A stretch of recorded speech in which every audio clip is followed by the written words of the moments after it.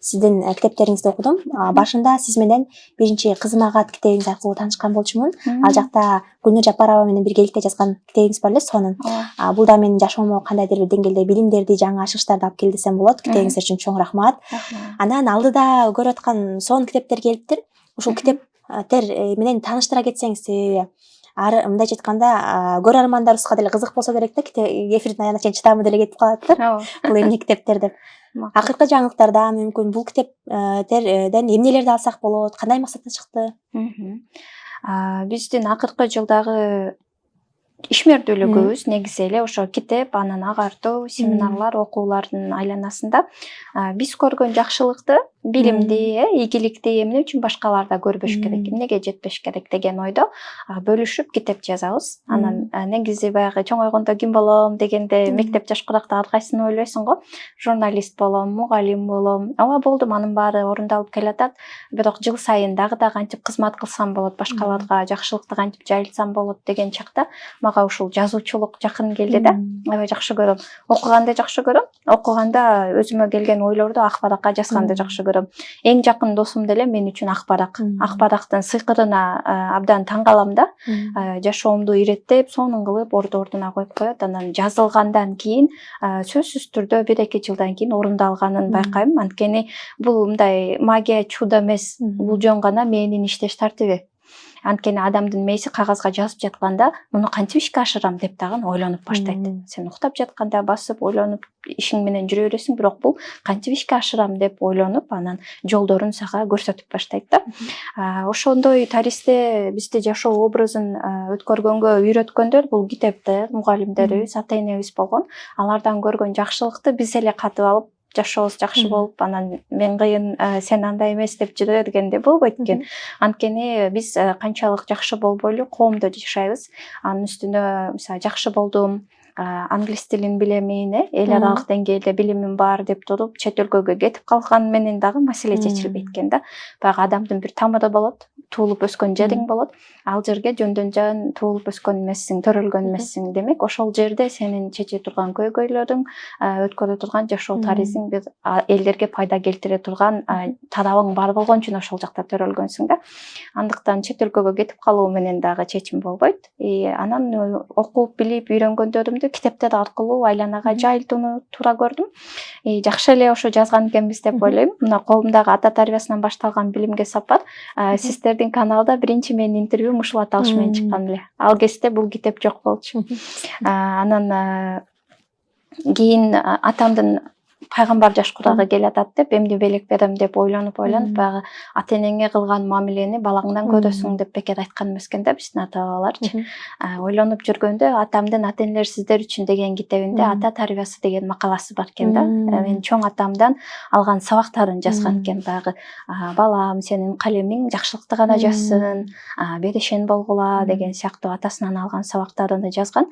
Мен ойлосом, меники андан чексиз көп да, ата энемден алган тарбия. Анткени алар мугалимдер болду үйдө, анан мектепте көргөн жакшылыктар биз менен эле калбай жайылышы керек. Анткени адам жакшылыкты басып баратып жерден таап албайт дейт го Чыңгыз Айтматов. Адамдан гана үйрөнөт дейт. Ошон үчүн эскерүү эссе форматында бир канча эсселерди жазгам да, атама белек кылайын деп эле.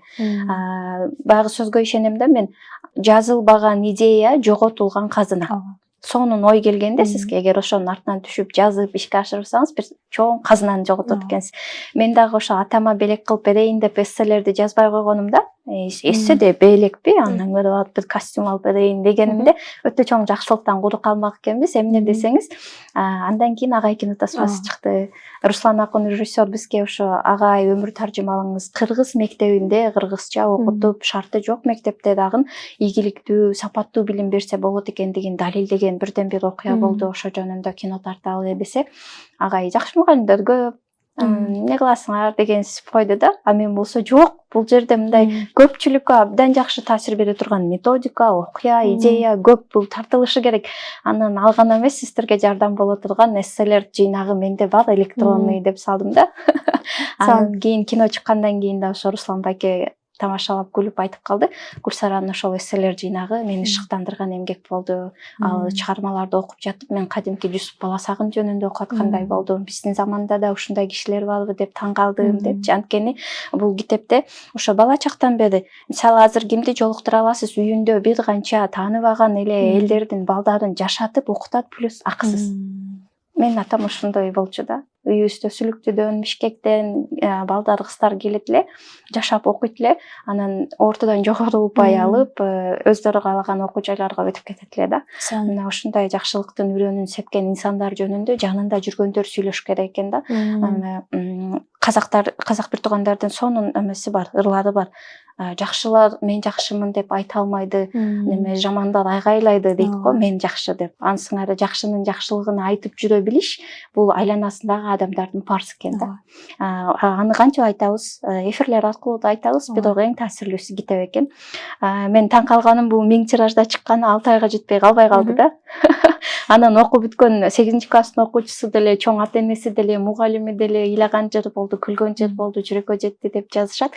Анткени мындай бир адабий чыгарманын жанрында эмес, эсселер форматында эскерип отуруп эле мен ата энемден эмне жакшылык көрдүм, мугалимдеримден кандай жакшылык көрдүм, эми аны кантип башка адамдарга жайылтып жатамын, ушул үмүттө эле жазган болчумун. Анан билимге сапар деп аталган экинчи бөлүгү болсо, бул мен ошо билимдин күчү менен кайсы өлкөлөргө бардым жана ал жактан эмне сабактар алып келдим Кыргызстанга, өлкөмө, ошо тууралуу жазгам. Буюрса окурмандары көп, жакшы. Бул биринчи жаңылыгыбыз. Анан негизи Гапыр агайыбыз бизге 9-11 класстарда мына мектепти бүтүп жатасыңар, предметтерди жакшы окудуңар, балким олимпиадалардан биринчи орундарды алдыңар, бир ганым баары мындай текке кетип калат, бир нерсени билбесеңер деп үйрөтөт эле да. Умала маданияты, сүйлөшкөндү билбесеңер, оюңарды так айтканды билбесеңер, мамиле курганды билбесеңер депчи. Сен өзүң кыйынсың, бирок өзүң үчүн эле кыйынсың да, өзүң менен өзүң жүрө бересиң, андан эч кандай пайда сен өзүңө деле келиши аз, айланадагыга да аз деп, могу умала маданияты деген темада семинарлар өтөт эле. Мени кубантканы агай муну китеп кылып жалпыга сунуп отурат ушул жылдарда, акыркы жылдарда. Негизи мугалимсизби, ишкерсизби, мына интервью алып барасызбы, эгер сиз менин тилимди таап, кызыктырып, ышыктандырып ушул жерге алып келе албасаңыз, ишиңиз алдыга жылбайт. Мугалимдер деле сонун сөз бар. Адам сүйгөн адамынан гана үйрөнөт дейт да. Окуучулар билесиздер, окуучулук күндө иштесеңиз, кайсы эжекени, кайсы агайды жакшы көрсөңүз, автоматтык түрдө анын предметин да жакшы көрчүсүз да. Ал эмнеден келет дегенде, ал мугалимсиз менен мамиле курганды билет болчу, жылуу көз караш, мээрим менен, мындай жакшы бир жашооңузга кызыккан суроо менен өзүңүзгө тартып алгандан кийин, анын предметин жүрөк менен сүйүп эле окучусуз да. Ошол умала маданияты ар бир адамдын жашоосунда ордо абдан чоң. Кадимки үй бүлөдө деле, турмуш куруп жаңы үй бүлөгө барганда ал жердеги кайын журт менен, ошо үй бүлөдөгү бир туугандар менен, абысындар менен, кесиптештер менен бүт биз күн сайын мамиле курабыз. Мамилебиз жакшы болсо алдыга жылыбайбыз, мамилебизде көйгөйлөр бар болсо өсүш жок кете берет да. Демек биринчи кезекте үйрөнө турган бул умала маданияты. Ошого арналган китеп чыкты. Мында аябай сүйүнөмүн. Анткени баягы жакшылыктарды китептер аркылуу жайылтуу процесси жүрүп жатат да.